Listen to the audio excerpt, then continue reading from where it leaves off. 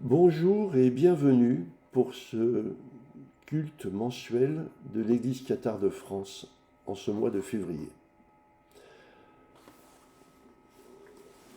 Pour commencer, je vous propose de dire ensemble un Père Saint. Père Saint, Dieu légitime des bons esprits, qui n'a jamais trompé, ni menti, ni erré, ni hésité. Par peur à venir trouver la mort dans le monde du Dieu étranger, car nous ne sommes pas du monde et le monde n'est pas de nous. Donne-nous de connaître ce que tu connais et d'aimer ce que tu aimes. Amen. Le prêche de ce mois-ci s'intitule La volonté d'affirmation. Dans un texte que j'avais publié en décembre 2020, j'évoquais l'Antéchrist et une de ses manifestations que j'appelais Mammon, c'est-à-dire le pouvoir de l'argent. Aujourd'hui, je voudrais évoquer avec vous une autre facette de cet Antéchrist, à savoir la volonté d'affirmation que nous appelons communément l'ego.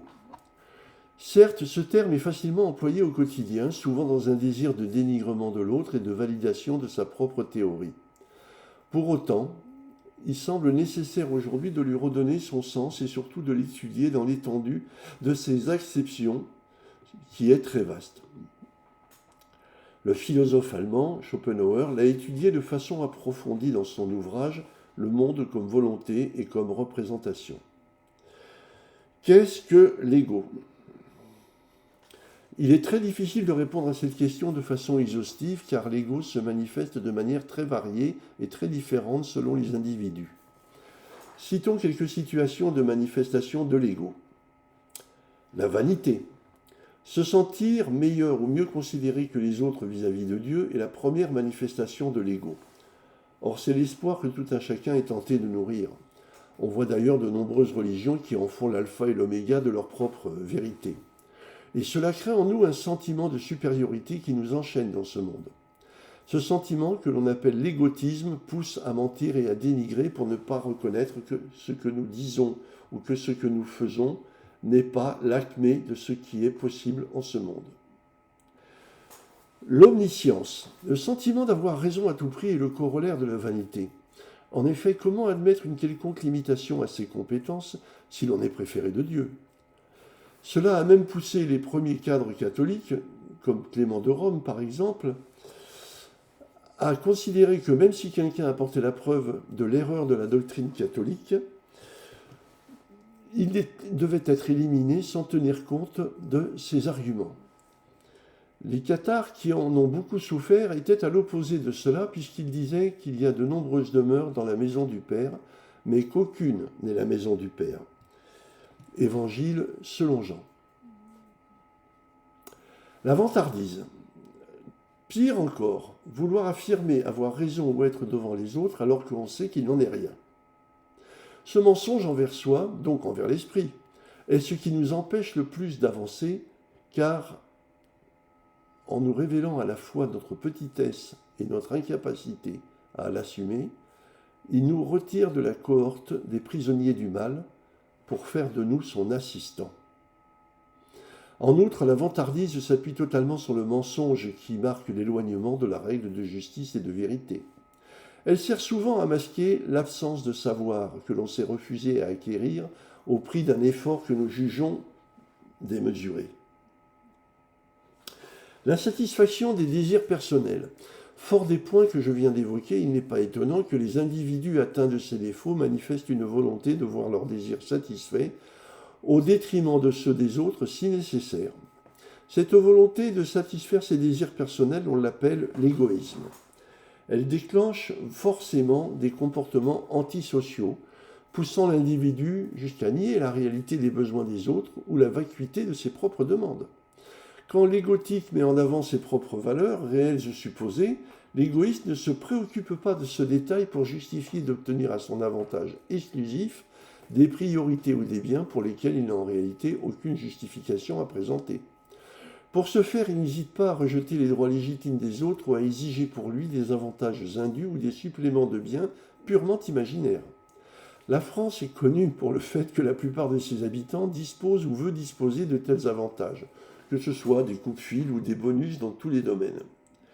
Et franchement, qui peut dire que dans toute sa vie, il n'a jamais lui-même commis un abus dans un domaine ou un autre pour en tirer un avantage, qui au demeurant s'avère le plus souvent sans intérêt?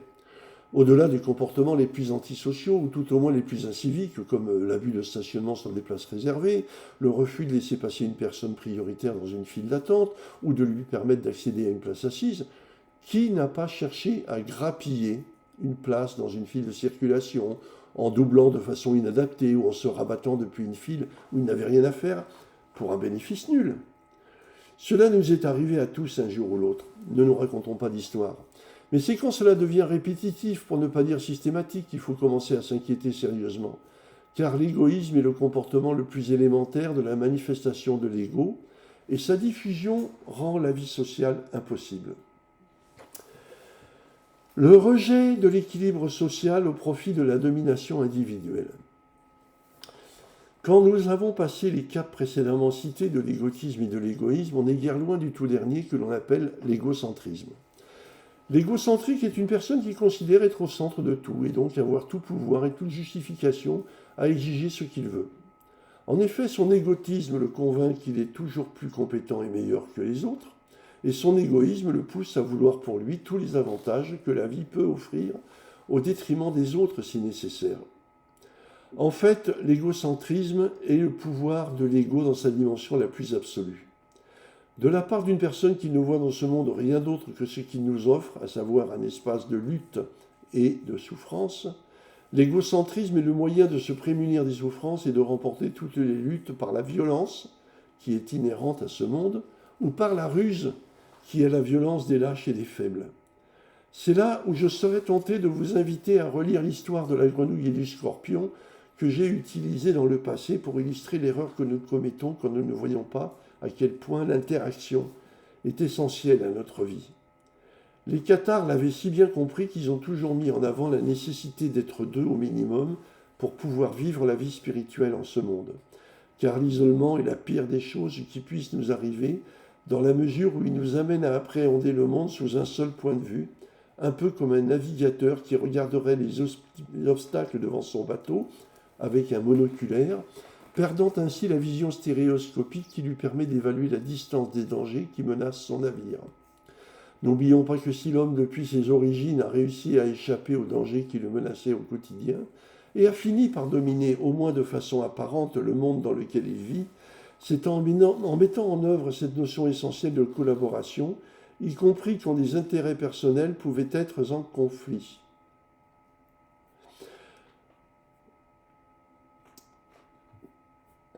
Être simplement dans ce monde. Ce qui est absolument important à comprendre quand on s'intéresse au catharisme, c'est qu'il est la meilleure possibilité qui nous est offerte de traverser notre vie dans ce monde en observant les préceptes du Christ, sans tomber dans les pièges qui nous sont tendus en permanence. N'oublions jamais que notre enveloppe charnelle n'a d'autre mission que de nous empêcher de rejoindre le Père, ce que les cathares appellent l'âme mondaine, par opposition à l'âme spirituelle, que j'appelle personnellement l'Esprit Saint, n'est rien d'autre qu'une sorte d'intelligence maléfique qui va user de divers outils pour nous distraire de notre recherche et de notre cheminement spirituel, et pour nous empêcher d'avancer dans ce chemin quand nous l'avons choisi. Elle use principalement pour cela de l'outil de perception que l'on appelle la sensualité, c'est-à-dire les 5 sens, qui nous permettent d'appréhender le monde, et de l'ego, qui est l'outil de domination que nous mettons en œuvre au quotidien pour acquérir une place enviable dans ce monde et, de ce fait, perdre toute envie de chercher la place modeste qui est la nôtre dans le monde spirituel. Quand elle ne parvient pas à nous suborner parce que nous avons commencé un cheminement spirituel et cohérent, elle tente de nous retenir dans notre avancement dans l'espoir que ce corps vienne à mourir avant que nous ayons réussi à atteindre un niveau suffisant pour espérer la grâce divine. C'est pourquoi je dis toujours qu'il faut être très attentif à la notion de précarité de la vie dans ce monde. Comme il est dit dans les textes chrétiens, nous ne connaissons ni le jour ni l'heure. Le triumvirat de l'Antéchrist. Comme vous devez le supposer, j'imagine, l'ego est un élément fondamental qu'utilise l'âme mondaine, et de ce fait, il est en quelque sorte le principal élément de ce que les anciens appelaient l'Antéchrist. Et pour reprendre l'image que j'avais déjà expliquée des 3-6, 666, destinée à symboliser le monde, on peut dire que l'ego est le premier des 3-6. Le deuxième est sans doute l'argent, que nous avons inventé pour soumettre le monde. Et le troisième, dont je parlerai plus tard, est la volonté de pouvoir qui nous pousse à ne jamais être satisfait de notre situation et à toujours vouloir plus tout en sachant qu'on n'en fera rien en réalité. Le sympathisant cathare doit faire cette analyse, sans laquelle il ne peut trouver le moindre sens au cheminement spirituel du catharisme, qui peut sembler excessif quand d'autres religions offrent des cheminements beaucoup plus simples à suivre et beaucoup moins contraignants. Si le catharisme demande autant d'efforts à ceux qui veulent s'y engager, vous comprenez bien que ce n'est pas par hasard. En effet, face à la puissance immense que l'âme mondaine déploie pour nous empêcher de cheminer vers le Père, il est clair qu'il n'y a pas d'autre solution qu'une rigueur qui peut sembler extrême dans un premier temps, mais qui est tout à fait vivable pour celui qui sera ensuite un croyant éveillé. Soyons patients. C'est pour cela que nous devons nous dire tous les jours dans un temps de méditation de durée variable que nous consacrons à nous éloigner momentanément du monde, qu'il faut petit à petit réduire l'empreinte du monde sur nous et nous éveiller lentement mais sûrement à ce que le catharisme nous enseigne en matière de cheminement spirituel. C'est ce que j'essaye modestement de faire au quotidien, mais je comprends bien que quand on me voit vivre, on peut penser que j'en fais beaucoup.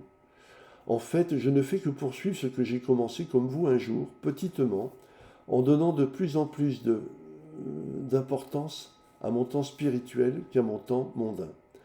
Tout le monde peut arriver, j'en suis en quelque sorte la preuve vivante.